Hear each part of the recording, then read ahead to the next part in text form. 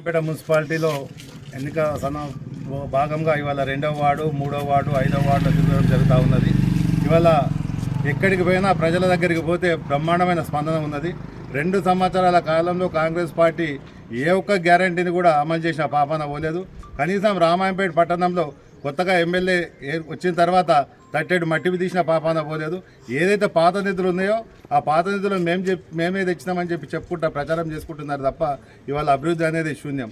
ఇవాళ రామాయంపేట పట్టణంలో ఏ వాడకు పోయినా ఎక్కడ పోయినా ఇవాళ రేవంత్ రెడ్డి ముఖ్యమంత్రి అయిన తర్వాత మాకు ఇచ్చిన హామీలలో ఒక్క హామీ కూడా నెరవేరలేదు. కనీసం మాకు 2000 పెన్షన్ 4000 అన్నారు. మా మహిళా సోదరిమణులకు మహాలక్ష్మి కింద 2500 అన్నారు. ఇవాళ మహాలక్ష్మి కళ్యాణ లక్ష్యంతో పాటు తులం బంగారం అన్నారు. ఇవాళ నిరుద్యోగులకు నిరుద్యోగ భృతి ఇస్తామన్నారు. ఇవాళ చదువుకునే పిల్లలకు స్కూటీ ఇస్తామన్నారు. ఏ ఒక్క కూడా హామీ జరగలేదు. ఆ హామీల మీద ప్రజలంతా గుర్రుగా ఉన్నారు. ఈ ఎన్నికలలో కాంగ్రెస్ పార్టీకి బుద్ధి చెప్పడానికి సిద్ధంగా ఉన్నారు. ఇవాళ రామాయంపేట పట్టణంలో జరిగే 12 వార్డులు ఏవైతే ఉన్నాయో 12 వార్డులలో బ్రహ్మాండంగా బీఆర్ఎస్ పార్టీ అభ్యర్థులు గెలవబోతా ఉన్నారు.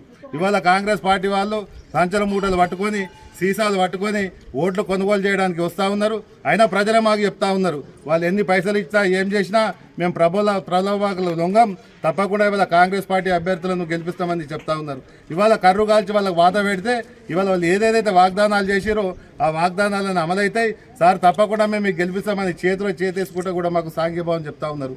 ఇవాళ 5వ వార్డులో చరిత అయితే బ్రహ్మాండమైన మెజార్టీతో ఇవాళ మొట్టమొదటిగా రామాయంపేట పట్టణంలో 5వ వార్డులో అత్యధిక మెజార్టీతో చరిత గారు గెలవబోతా ఉన్నారు. దానిలో ఎలాంటి సందేహం లేదు. ఇవాళ 12 వార్డులు కైవసం చేసుకొని రామాయంపేట పట్టణంపై రామాయంపేట మున్సిపాలిటీపై బీఆర్ఎస్ పార్టీ జెండా ఎగరబోతా ఉన్నదనే సత్యం.